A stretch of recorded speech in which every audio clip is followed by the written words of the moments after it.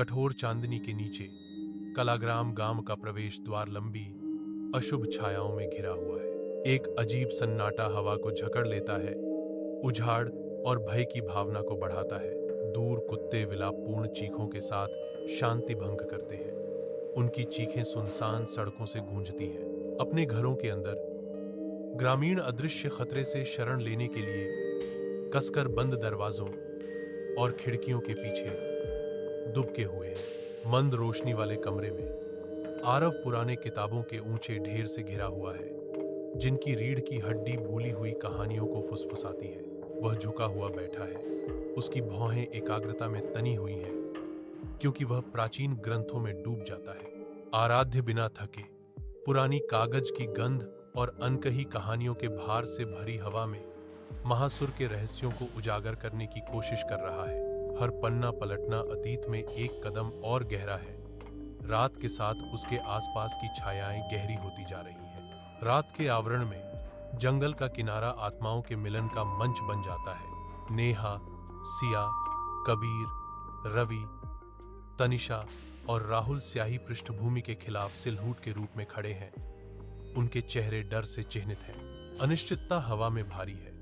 एक स्पष्ट तनाव के रूप में वे आसन्न अंधेरे का सामना करने की तैयारी करते हैं। हर सांस एक मौन प्रतिज्ञा है। हर दिल की धड़कन अज्ञात के खिलाफ साहस की एक ढोलक है। जंगल देखता है, एक प्राचीन अस्तित्व अपनी सांस रोककर, जैसे समूह आने वाले टकराव के लिए खुद को तैयार कर रहे हैं। महासुर की छाया गहरी है, लेकिन ये बहादुर आत्माएं तैयार हैं, जो छाए हुए अंधेरे के खिलाफ एकजुट हैं।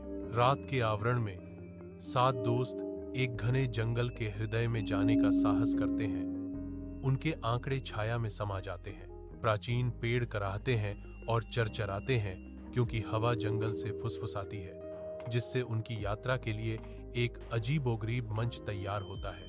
वे और गहराई में चले। हवा भारी होती गई और अनकहे पूर्वाभास की भावना से घनी होती गई। हर कदम की गूंज शांत विस्तार में गूंजती है, बढ़ती हुई बेचैनी को बढ़ाती है, क्योंकि वे अज्ञात में और गहराई तक उतरते हैं। जंगल की रात करीब आती है। नमी और छाया का एक दमघुंटू कंबल जो अदृश्य जीवों से भरा है। एक दूर दुखद चीख अंधेरे को भेदती है। फिर अचानक परेशान करने वाली चुप्पी छा जाती है। रवि जम जाता है। उसकी आंखें डर से फैल जाती हैं, क्योंकि जंगल की अशुभ शांति उसके चारों ओर कस जाती है। उसकी आवाज कांपते हुए वह अंधेरे में विनती करता है, मुझे लगता है कि हमें रुक जाना चाहिए। रात के आवरण में पेड़ एक भ्रामक भूल भुलैया में बदल जाते हैं। उनकी शाखाएं पकड़ने वाले पंजों की तरह पहुंचती हैं। एक दमनकारी अंधेरा सब कुछ निगल जाता है, जिससे मोहभंग और डर की भावना गहरी होती है। सिया की आवाज मुड़े हुए जंगल में गूंजती है, जो सब कुछ भस्म करने वाले अंधेरे में एक प्रकाश स्तंभ है। उन्हें डर से परे सच्चाई खोजने के लिए प्रोत्साहित करें। पेड़ मंडराते हैं, अनकहे नाटक के मूक गवाह, क्योंकि सिया के शब्द हवा में लटके हुए हैं, जो अदृश्य को चुनौती देते हैं। रात का अंधेरा एक विशाल खुले मैदान को रास्ता देता है। एक अजीब सी शांति हवा में छाई हुई है, जो केवल लंबी घास से गुजरती हवा की फुसफुसाहट से टूटती है। मैदान के हृदय में एक द्वार अस्तित्व में चमकता है। यह शुद्ध छाया और घूमते हुए कोहरे से बना है, जो मंद तारों की रोशनी के खिलाफ एक गहरा काला है। अदृश्य ऊर्जा के साथ द्वार स्पंदित होता है, जो एक अज्ञात गंतव्य की ओर इशारा करता है। एक अभेद्य अंधकार दृश्य को निगल जाता है। हवा एक अज्ञात अशांत गंध से भारी है। अंधेरे के द्वार से एक हल्की प्रतिध्वनि गूंजती है, जो भय की भावना को बढ़ाती है। तनिषा की आवाज भारी चुप्पी को चीरती है, यह अंधकार का द्वार है। आरव का धीमा सवाल हवा में लटका हुआ है, अनिश्चितता और डर से भरा हुआ। अब हमें क्या करना चाहिए? एक सर्वव्यापी अंधकार दुनिया को निगल लेता है। पूर्ण और गहरा शून्यता से एक ध्वनि फूटती है, प्राचीन क्रोध से आवेशित एक गूंजता हुआ गर्जन। हवा खुद कंपन करती है, जो अपने गुस्से के भार से भारी है। अदृश्य स्रोत गूंजता है। अंधकार में एक राक्षसी उद्घोषणा, एक निराकार आवाज भयावह रूप से घोषणा करती है। यह महासुर की आवाज है। कोहरा गहराता है उसकी बर्फीली उंगलियां बंजर जमीन पर रेंगती हैं, दुनिया को एक दुःस्वप्न में बदल देती हैं। बढ़ते हुए अंधेरे के हृदय से छायाएं बढ़ती हुई पंजों की तरह उठती हैं, जो स्वर्ग की ओर मुड़ती और पहुंचती हैं। एक आकृति प्रकट होने लगती है, जो काले धुएं के तंतुओं में लिपटी हुई है, जो भय का अग्रदूत है। महासुर प्रकट होता है। उसका रूप रात के खिलाफ एक भयानक सिलबूट है। उसकी लाल आंखें दुर्भावनापूर्ण आग से जल रही हैं।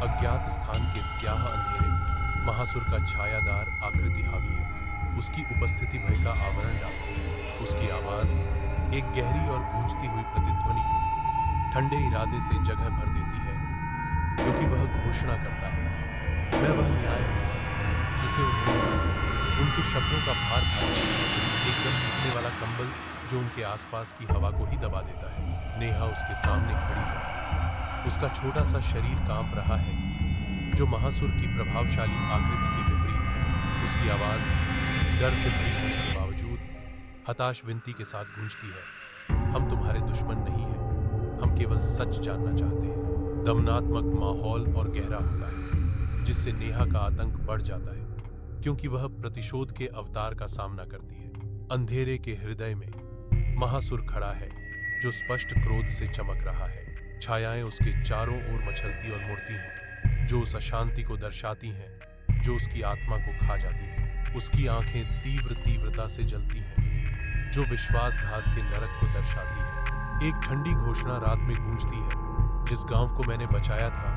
उसने मुझे एक राक्षस बना दिया। उसकी आवाज प्रतिशोध से भरी हुई शांति को चीरती है।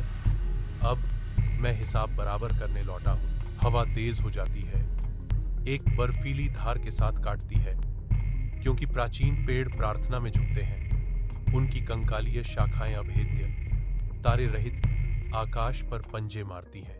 एक कंपन शुरू होता है, पहले सूक्ष्म, फिर एक गहरी आंतरायिक कंपन में बदल जाता है, जो पृथ्वी के गर्भ से निकलता प्रतीत होता है। जमीन फटती है और कराहती है, जो आने वाली चीज की एक अशुभ प्रस्तावना है। अंधेरे द्वार से एक भयानक चीख रात को भेदती है, अपनी कच्ची अलौकिक शक्ति से शांति को भंग करती है। ऐसा लगता है कि हवा ही काली ऊर्जा से चटक रही है। भूमि पर भय की एक स्पष्ट भावना छा गई है। एक एक करके आंकड़े हार मान लेते हैं। निर्जन जंगल में उनकी ताकत कम हो रही है, चेतना दूर चली जाती है, कठोर परिदृश्य को फीके प्रकाश के कैनवास में धुंधला कर देती है। अपने अंतिम क्षणों में एक भयानक दृश्य मंडराता है। महासुर की आग जैसी आंखें उनकी आत्माओं में जलती हैं। गहरी जलती हुई नजर आखिरी चीज है जो वे देखते हैं, क्योंकि अंधेरा उन्हें पूरी तरह से निगल जाता है और वे सपनों के अलौकिक क्षेत्र में विचरण करता है, जहां वास्तविकता धुंधली हो जाती है और छायाएं नाचती हैं। एक भूतिया आकृति प्रकट होती है महासुर। उसकी आंखें प्राचीन शिकायतों से जल रही हैं। महासुर की आवाज सपने में गूंजती है, दुख और क्रोध से गूंजती है। वह विश्वासघात की कहानी सुनाता है। उसके शब्द कालग्राम के विश्वासघात का एक स्पष्ट चित्र चित्रित करते हैं।